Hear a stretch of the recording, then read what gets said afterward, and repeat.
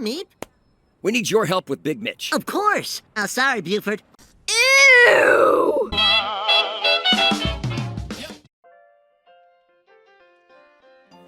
I don't even know. This new joint, it's rough to see because it's like, it felt like the original was complete enough. I don't know what else I needed from them other than, oh, well, maybe give us some dynamics we never got to see before. You know, some characters interacting with each other that don't often interact. Because I feel like from our conversations, you were always kind of like indifferent to it. It's like, I'll watch it, but I don't really, I could live without this. That's basically what I stand on. It's like I watched it, saw some of it, and I'm like, yeah, this is going to exist. Maybe it'll be around for a minute, or maybe it dies. I don't know. I feel like it won't turn into Family Guy only on by basis of Phineas and Ferb is a little too creative. You know what I'm saying? It's a little too creative to be that long running. And I feel like at some point they're going to run into repeating like ideas, and people are going to be like, wait, this is seizing the day doing the exact same thing over and over again. Like, well, they're kind of already doing that now. I mean, they are, but again, that goes into the bigger point I wanted to make. Okay. But it really is like, but it's just that problem of like, it feels like we're in a loop, it feels like we're like, even with, because what Tariq was telling me about earlier, we were talking, I mean, this is sort of the big problem with them. It's like, when Phineas and Ferb came out, it was, because this was something deeper I thought about when it came to like, when Phineas and Ferb came out. It came out in 2008, right? And what was 2008? An election year. The year Obama got elected. And so it's riding on a high, a positivity high, This was also at a time when cartoons were kind of in a downturn. This was at the end of Chowder and such, and Flapjack, and moving into the seeing real era, when we were in a drought. And so with Phineas and Ferb coming in, it was holding things down for a while until the new stuff finally could come in with like Adventure Time, regular show, and like other, like Gravity Falls for Disney to finally have something. But like I said, those were coming in on Obama years, that went on for a minute. But this new Phineas and Ferb is coming in on Trump, and with Phineas and Ferb, it's a positive series. It wants you to seize the day. It wants you to be happy, be creative, be out there and do stuff. But the biggest problem is like, nobody's trying to feel happy too much right now. Oh my God. With Phineas and Ferb season 5 coming in on Trump, when people are not feeling too good, it's like, oh, you can't be coming in trying to pretend like it's 2008 again. You got to come in different. You got to come in with some like heart. You got to try to say something a little bit different. Not to say you need to be speaking out against Trump or speaking out against politics or nothing. You got to have something that's like heartfelt, that feels grounded a little more, versus it's just happy-go-lucky fun times and we're all happy, everything's fun, summer belongs to you kids, and it's like, does it really belong to anybody right now, man? A couple points, right?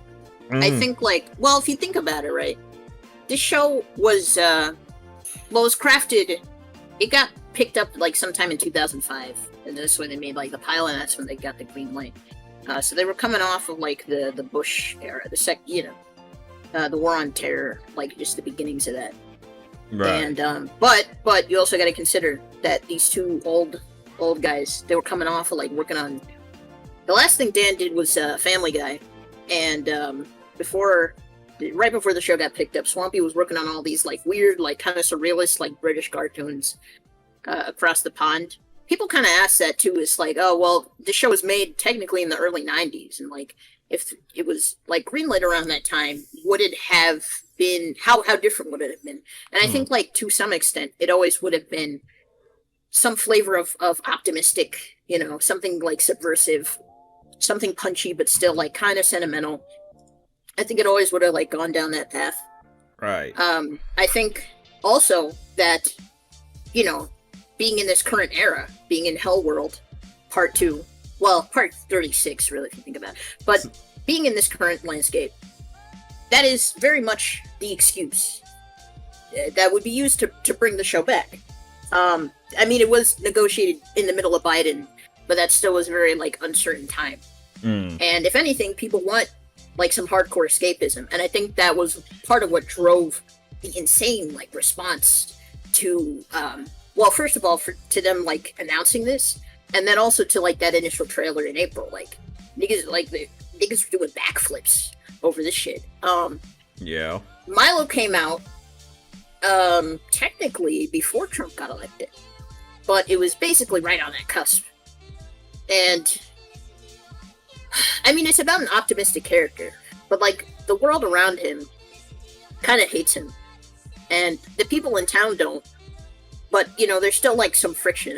That was kind of like the point. It was supposed to be about tension, but there wasn't that much tension in the show. And then Hamster and Gretel came out, and that was made at the beginning of Biden's term, and that shit is kind of all over the place, which I think is just it's an apt metaphor for the time. So I don't think, you know, I think to some extent you can kind of clock it chronologically, but if anything, I think the fact that it is that, you know, it does have that fervor to it was it's a dominant reason why people want to watch it again. Right. It's as the kids would say, it's a recession indicator. You know, yeah. They want to feel comfy if the world's going to explode faster than we thought before. Yeah. In this day and age, you can play into escapism, but you really got to have some real to it, you know? Like, you don't get a Phineas and Ferb arguing with each other because of they don't get a disagreement, you know? And that's something that, not saying, hey, you need to have these niggas fighting, but it's like, I don't know, you never get to see Phineas and Ferb act like real brothers, so why don't we get something like that if we're gonna bring back the show? You know, why don't we try to talk some real shit? Why don't we showcase some real human connectivity amongst these characters? I would love to see Isabella and Candace episode really dedicated to them versus the Mission Marvel crap we got before. Which don't get me started on that shit, bro. Oh, I'm gonna hijack the stream. Ooh. Phineas and Ferb, man, it really is one of those crazy things because I grew up with it. I watched the preview episode that came on after High School Musical 2. I feel bad because it's like, I love this shit. I love the shit out of Phineas and Ferb. It's such a great show. It's so fun. It's creative. It's so positive. It gets you to feel like, yeah, no, I should be flexing my creative bones. I should be trying to, you know, seize the day. But it came back, and it just feels like, oh, y'all are the frat boys who just didn't leave college. Oh no, you know, you're the 40-year-old frat boys. Like, no. We were moving on. We had Milo, but then we lost that. In fact, it turned into Phineas and Ferb. Then we got Hansel and Gretel, and that was something. It just somehow all came back to full-on Phineas and Ferb. We ended up getting that Candace against the universe. Against the okay, so it was against. Okay, yeah, and we got that movie, which, to be honest, that was indicative of where season 5 was basically going. That was kind of the point that to make that it's like, dude, we had enough Phineas and Ferb, man. Like, it basically just feels like Phineas and Ferb's backlogs, like the ideas they had last summer that they didn't get to. Like, I'm criticizing the show, but I recognize, look, it's not for me. It's for well, I don't even know. It's like, it feels like it's supposed to be for the kids, but even still. To be honest, it feels more like it is meant for me. That's what feels weird. There you go. There you go. Yeah, don't fucking brush this off by saying it's for kids. Okay, this is okay. Listen, chat. I'm not even 30 yet. Okay, technically, I was born before 9/11, but not by much of a margin. Okay, I need you to understand. This show was explicitly made for me. I mean, Mann is like 800 years old. Nigga. Technically, he was watching it. But, like, this was made for me. I'm a Zoomer. I'm an elder Zoomer. Okay, this is a little Zoomy crack. Okay, we cannot get enough of this show because we grew up not only just with this show, but we grew up in the midst of Ferbmania, bitch. It was explosive. It was insane. Okay, I wouldn't say that it was artificial. Okay, but Disney put a lot into it. Because the people put a lot into that show. The audience just like, they had a panel for the show at San Diego Comic-Con every year until it ended. It's so big that, like, you would be stupid to not bring it back. But at the same time, they were stupid to cancel it. And they didn't really have a reason to. As far as, we know, Disney kind of just, like, ghosted these guys. They were like, yeah, we want to make a season 5, and that was, like, in 2012, 2013. Yeah. And they just didn't really respond. There's some other details to that, but I'm going to just leave it there, right? Disney just didn't like, give them any real option other than to, like, end it earlier than they wanted to. So they're bringing it back now because Disney's finally ready to eat some crow and rake in the check. If this came out 5, 10, 20 years in the future, I think that I would feel quite differently about it, at least on a conceptual level. I watched the premiere last night, or more or less watched the other half of that preview they put on YouTube, and like, it kind of turned into nonsense. I was like, okay, it feels like you're trying to up the ante without really upping the ante, because Phineas and Ferb lives and dies by status quo as God, and that shit, I'm like, you gotta push forward. You gotta have some type of continuity, man. If you're gonna bring yourselves back here, like, all they really had when that episode was like, the mom actually gets affected by, like, a Doofenshmirtinator. It's like, oh, okay, that's interesting. And it actually feels like it turns into something, she gets turned into a cloud, and she turns into this giant storm cloud that wreaks havoc on Danville, and it's like, okay, it's actually something serious. It's like, okay, the kids gotta form up and try to, like, stop it and stop her and everything. By the end of the episode, they save the day by doing this whole thing of reminding Linda of her home and her family. And then they, hit her with the, like, cure ray that turns her back to normal. And then they do that convenient thing of being like, oh, I really don't remember anything. And I'm like, ugh. It's like, I don't know why I had a nugget of hope in me that I knew I should have killed before watching. So you're mad that a cloud doesn't have, like, perfect memory from the time that they were, like, wigging the fuck out around town. I'm just like, look, I'm like, oh, we're just back to the same old crap. That big storm, they solved the problem, and everything's all back to normal. Danville's fine. I'm like, yep, it's the same. It's season 5, y'all. Season 5 of fucking Phineas and Ferb. I feel like maybe they were trying to get, like, a metaphor across. Like, she turned into a cloud to symbolize, like, how much of life has gone by, like, for her kids, at least, like, in the previous summer, and how much of it she missed. But then they do that, like, when Candace started, like, talking to the mom cloud, like, come back to us, mom. I was like, all right, bro, what is this? It's not, you could just, like, hit a button. I mean, I thought, like, the way that, like, they made her cry, it wasn't necessarily clever, but it was I was cool with that. I was cool. But it's cool. It was fine, but like you said, it's unearned. Like, that's the one thing. Their whole thing is, this is the next summer over, right? But it doesn't mean anything, It's like, this could still be the same summer as before. Nothing. No.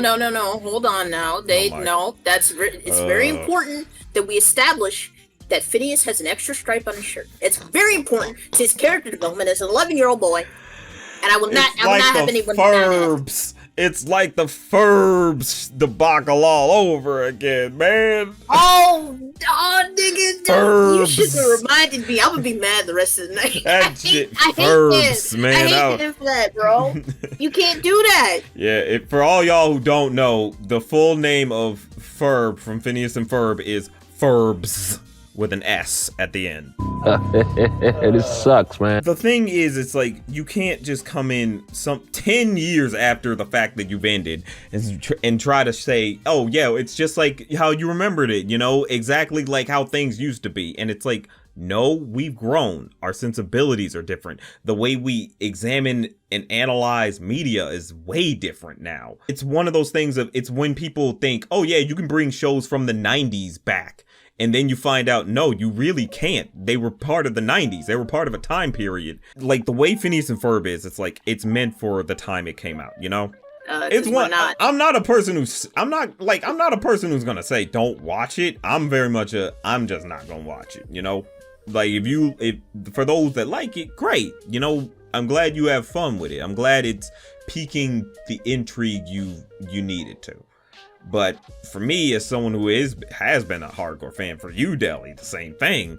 This doesn't. It's just not adding up to what we would want out of a Phineas. To be honest, in general, we kind of didn't want more Phineas and Ferb.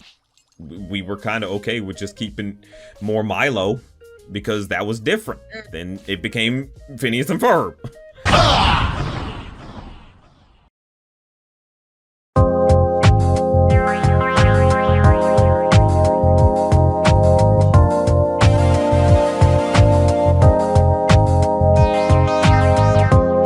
First time black people got to animate us on our own merit, so of course the crew went all out. My biggest contention with Maya is she comes across too Disney princessy. Yeah. What the? All of a sudden, you thought this was just boxing? Nah, superpowers.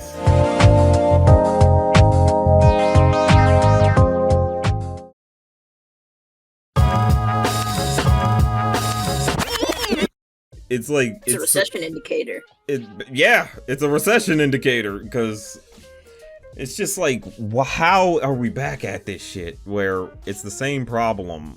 I mean, where it's the same problem of the industry's not really making much new, but we got Phineas and Ferb to still hold the line. But the only problem is it's Phineas and Ferb nerfed. Like it doesn't feel like Phineas and Ferb at its best. Like it could be. It feels like, because I don't know, like I told you about this, like with the comedy, the big problem for me is the comedy writing wise is still pretty good. You know, like it still can get a good chuckle out of me. But the problem is with the old Phineas and Ferb, the animation did work for it. Even though the animation probably didn't look as clean as this new one does, but it moved better.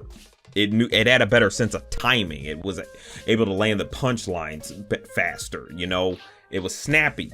But this one, they have these moments that look very, lively and bouncy and have some extra frames to them. But the extra frames are actually taken away from the joke. It's like holding them back from getting to the joke fast enough, you know? The jokes really worked with the visuals. It's like they feel too digital. They feel way too digitized. Like looking at Phineas and Ferb and Baljeet here, it's like, and even with this background, it's like, it feels, it's like, it's not muted, but it's like too high definition in a sense. It feels like with Phineas and Ferb, with the songs, they're floating in the space rather than being in tune with the song. You know what I'm saying? Like with the new one. There's a fair amount of people that like prefer this newer animation. I was talking to Jake Neutron earlier, and I think he watched like 2.5 hours. He was like, "Yeah, I mean, but the animation is like a little bit better here." Like, what? No, it's not. It's not. Okay, so this is the thing, right? Phineas and Ferb, I feel personally, back in the day, that show was made on like $2. At the very beginning, they had Rough Draft Korea and they had Wang Films on, two highly capable studios, and it looked really nice. You know, I don't have any complaints.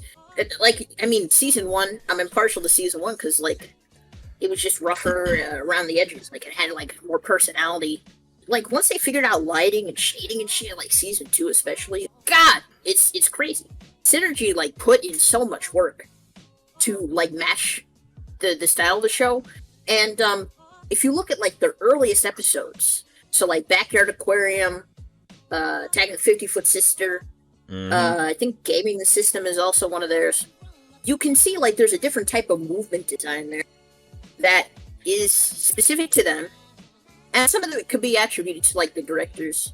I know a lot of those were like Moncrief episodes, early Synergy ones, but there was like a commitment to doing something more. Like they were totally capable of doing more when they had to, and they didn't really have to that much until like season 2. And they did, like they delivered. So that's like Summer Belongs to You. That's me to some extent. Anyway, yeah, I mean, I don't think there was anything wrong with the animation, and I think that level of consistency is what What you laughing at? That lady, come on. What? How What'd I say? say? Come on. You're silly. No, consistency is more important to Phineas and Ferb than most things. And the fact that like people are like prioritizing these like higher level shots, the more ambitious stuff is interesting to me, because you need a foundation to start with before you start adding accoutrements. It was the episode with the therapist for Doofenshmirtz and Candace, because it showed Candace and Linda walking out of this stadium. As they were walking, somehow they started walking in place. Like they got on an imaginary treadmill and were just kind of walking in place. But it was weird. What the f happened? Now that the whole thing is out, it's like people are like definitely like gonna cherry pick those shots that might not even be good, like on like a, you know, like a foundational level. And they're like, but they're doing Phineas and Ferb Sakuga. God. Yeah, oh yeah, people like the scene. The Sakuga shots are definitely gonna be people's highlights. And it's, but my thing, it's like I always believe this shit can be like candy sometimes if you're not careful. You know, it's like it's cool, it tastes good, but it's empty. You know. It's like, okay, nice. Candace was able to move very smoothly for a few seconds for some reason. It's too much smoothness just at the cost of the funny. What kind of TikTok references are gonna be in this Man, show? I'm not ready. I ain't ready for no fucking TikTok references, man. Well, no one was ready for season 5, but it's here, so we're gonna have to watch it. I don't need Phineas and Ferb on social media, Yes, you do. man. It's the start of the summer, man. You need that shit. Exactly, it's the start of their summer. They should be outside. If they, why are they outside? Why are they on social media? Watching more of it. Oh my god. I swear to God, if they have some episode talking about we're gonna become viral sensations, Ferb. I hate it here, man. I hate it. Phineas is gonna like pioneer like a fucking like popular. We're gonna invest in crypto. No, they would never. They would never. My goats would never. They would never. No. I don't know. It's like sometimes you want to see moments where they are thinking about something, you know, they're growing up, and you want to see that more portrayed, you know, you want to see them be able to talk to these kids, you know, but I mean, it's Phineas and Ferb. It's like, was it supposed to talk to the kids? Yes. Carpe fucking diem. Like, yeah, like, talk about it. God, like Carpe diem enter my graduation, my nigga. Don't tell me it's not supposed to talk to the kids, okay? There's an episode in season 3 where Perry became like a model for a hot minute, and like the boy, like I don't know what the fuck the boys are doing that day. Like they just took him to the modeling agency, and that was kind of it. And then they were like, "Oh, cool, we get to spend the rest of the day with Perry," and it was just like a 2-minute track, you know, about how they get to spend half a day together. Yeah, and it was very like affectionate, and I was like, yes. Yes, this is what I want. This is a sauce. You want to finally get into Meet Me in St. Louis? I don't really want to, but I'm just saying, chat. I'm just saying I need to roast you. Okay, I'm not Berlin, but I'm gonna do it. Okay. Like Deli put us on to that one, and like, okay. I watched it twice because I felt like I was missing. Chat, you begged and screamed and cried for this for like a decade, and then the episode comes out. And it's actually like, this is like unequivocally the worst one so far. Yeah. It's not even close. Yeah. There's a gulf between that Fireside one, which, you know, is very confusing and kind of frustrating because it doesn't make sense. And this Meep one, which is just, I don't like, Jesus Christ. I mean, you know, I think it might be divisive. I'm not really sure yet. I think some people think it's a masterpiece and some people think it's like dog shit. Mm-hmm. I'm not really sure. I'm not really sure. Like, you told us about the fucking gag where they're like, oh yeah, we're gonna read those out of context scenes. They're doing CinemaSin shit. Yeah, they did some CinemaSin shit and said, like, let's do a little ding noise and then show you, hey, see, this that scene that we said we were like, what? Like, now, we're just gonna treat the audience like they're idiots now. Wow. Chat, listen to me very carefully. just because it's a children's cartoon does not mean they gotta treat everybody in the audience like a damn child. They did not need to do that shit. Nobody asked them to do that, Cinnamon. I was like, who do you think is watching your shit? This feels like it's for a baby. It's not like I hate this revival per se. Like, it's just more I'm disappointed in it. Like, that's what I've said before. It's like, it feels like it could have been a little more than what it is. And I'm someone who's in my 30s who grew up with this series when I was 12. I was 12 when this show came out. And to reach my 30s, I'm like, yeah, I don't really need you to like talk to me like it's 2008 anymore. Like, it's 2025. I need you to kind of keep up a little bit. And it's not to say you can't be like I said, fun and happy going like Phineas and Ferb is known for. We need that. I personally think we need that. But I still think you can have a better sense of heart, recognizing, hey, we are in different times. There's different sensibilities. So let's try to age the characters up with the audience that this clearly is trying to appeal to. Like, let's be real. It's clearly trying to appeal to me in hopes that me and Deli's generation would be having kids and pass this down to those kids. It's like, okay, that's not a bad idea, but I'm like, you got to be coming with some heat. Like, low key, Phineas and Ferb need to be coming with Primo's energy. Fool this man! I'll say it. I'll fucking say it, Deli. Yo, don't you're putting way too much. This is like, that's like Death's Kiss. Clip You can't this say shit. that on Clip stream. this shit, chat. You can't say that. Fuck. You make everyone think we're hating. If you're gonna bring this back to me, you gotta recognize it's like, I've grown, and so I want to see, have you grown? That's what it is.